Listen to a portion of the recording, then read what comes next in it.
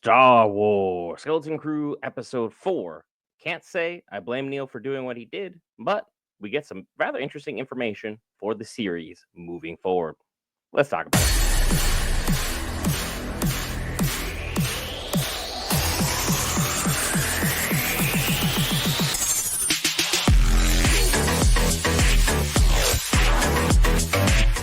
All right, guys, Brent here back for Geek Variants. Cover all things Marvel, DC, Lord of the Rings, anime, gaming, Star Wars, and more. This time, Skeleton Crew Episode 4. And I got to say, the series has continued to be one of the stronger things Star Wars has done this year.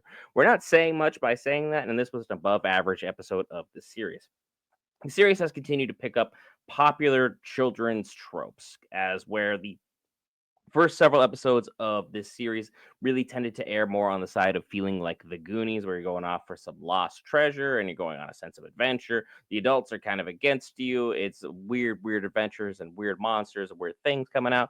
And then ultimately, kind of go through that trope. And then we went through last episode where it's more of a treasure planet kind of trope here, where you're just a kid, you're searching for gold, you end up in some weird space plane, you get some weird space charts. Next thing you know, you're off on some other side quests. This one was definitely Lord of the Flies in no uncertain terms. We had a planet at Akron that was completely divided between two tribes. And I got to look up their name here.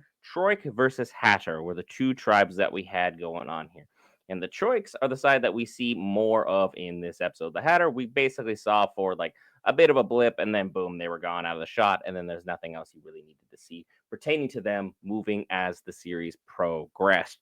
But I gotta say, a series really delved more into ultimately issues of the hearts as far as you would perceive them from a children's or child's perspective. Though they perceive the world as almost innocent, that there's so much hope and belief in a structure that things are going to continue to get better, and that ultimately violence isn't absolutely necessary, and that money necessarily really isn't the root of all evil, but it can cause a lot of evil to permeate from it. Kids just kind of see things as this is fun or this is enjoyable. I really didn't think of the big picture. But then you get characters like Neil, who is written in this series. Neil, for all intents and purposes, is an absolute coward. He is someone who has no backbone, no spine, and when push comes to shove, he folds just like a deck of cards. He's someone who's ultimately not going to be this great hero. Or so we thought going into this episode. It turns out Neil's greatest weakness is probably his greatest strength.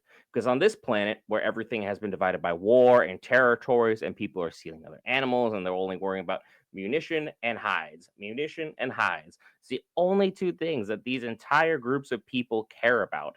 And they have basically conquered most of the world and destroyed most of the world in their conquest for this ammunition and in their conquest for these hides.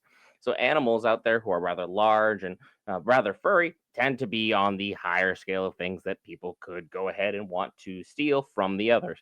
And ultimately, that had two animals that were stolen by the Hatters. The Hatters are the ones that took them, so that the Troiks are going to go ahead and try and get it back. Jod, after the kids leave the ship, runs into the Hatters. Luckily, we have Jod on the team, because what in the world would we do without him? Jude Law's character is just done for the sake of being done. At the moment that he ran into the Hatters, he literally just went straight on his knees, put his hands up, and was like, I surrender. I'm so done with this. This whole thing has been a terrible, terrible side quest. We meant to go to Attin. We went to Akron. And now we're here, and I am being surrounded by an army of just absolute thugs trying to have their way with, me or the ship or the crew, or trying to take all of our goods. We don't really know. Things are in a terrible situation. And that's where we leave Jod off.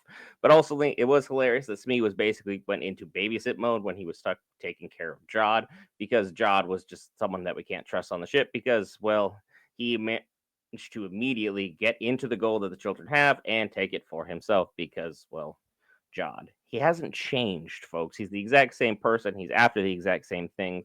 Sure, in this episode, he turns out to be part of a hero. But again, the way he went about it was all wrong.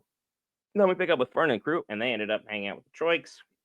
And we meet the Troiks leader and the Troiks leader's daughter, Hannah. Hannah and Neil basically hit it off immediately. And she could see right through him as just like, I don't understand why you guys are so excited for war. This is, we're a bunch of kids. This shouldn't really be exciting. And then she's like, why aren't you excited like everyone else is? And Neil's like, I'm a coward. I don't really see the point of this. I even got in a fight with my little brother who's half my size. He beat me up. I landed on my trunk. I got injured. I'm not a good fighter. This isn't what I do. This isn't what I'm about. It's like when I am a bad moment, I just automatically feel scared and then I can't do anything. And ultimately, then we have the Troik leader who then goes out, grabs the kids, is like, hey, we're going to go do a scouting mission. We're going to go ahead and lead a battle directly against the Hatters. How then, why they got this information, not really explained. But again, they're supposed to have this big face off in the middle of this absolutely desolated town, and the leader decides to send off Fern and her crew as a scouting advance party. Now, I'm not a saint here, but I'm sure sending an army of like 6 10-year-olds or 12-year-olds, I don't know. They're very young. Sending an army of 6 children to go ahead and scout ahead and give me reliable information back is a terrible battle strategy, and that's probably why this planet is in the terrible situation that is in. The leadership has no idea what's going on, and they're just kind of winging it. Ultimately, Neil gets frozen in place, and he doesn't want to join. So Hana's like, you know what? I'll go with you. And much to her father's chagrin, she ends up escorting them on forward, only to run into Jod and Smee. And not only is Jod with Smee alive, but the Hatters aren't there at all. He's already managed to negotiate for these animals so he can just give them straight back to the Troiks and be done with it. And of course, the Troiks are exceptionally grateful. They're very happy with what's going on. So, like, hey, anything you want, we'll give it to you, whether it be our finest pelts, whether it be ammunition, whatever the case may be. Jod makes a trade for the kids, which people are like, oh, that's a huge turn. No, the kids still have exactly what he wants, the ability to get more dataries. And then Jod, of course, is regaling his story about how great and how awesome he is and how perfect the situation worked out. But then, of course, spills the fact he's like, hey, just a few Republic credits, and then everything was good. And Neil was like, you stole from Wim, and Wim's like, yep, he stole from me, I guess. And Jod didn't confirm or deny, but we all know he did. Ultimately, they get to the inner sanctum or the forbidden sanctum. I don't know, it's like a forbidden sanctum. It's basically the ultimate tower in the center of area where their planet is. We're on Attin. Basically, no one is allowed in that tower, so that means that tower is going to be important moving forward. As they get to this tower, Smee or SM33 has a huge breakdown. And then Fern also has a breakdown because they are just arguing about the information. He's like, I have no idea where Attin is. And then she's, as she's a child, she panics and she's like, there's no way of getting home. Everything I've done has led to failure. She goes off, has herself a good cry. Wim, being a kind-hearted person, goes and cheers her up, and then is like, you're. She has a bit of a good reaction to it, but then a negative one where she's like, I'm not a droid. I don't do everything I'm ordered to, which then sparks an idea in her. She orders me to reveal the area and location of Attin, which triggers an override in his brain to then reveal that, hey, the captain was in fact at Akron who found Attin, but the captain ordered then Smee to go out and take out every single member of his crew, tearing them limb from limb, and then disposing of everything that happens.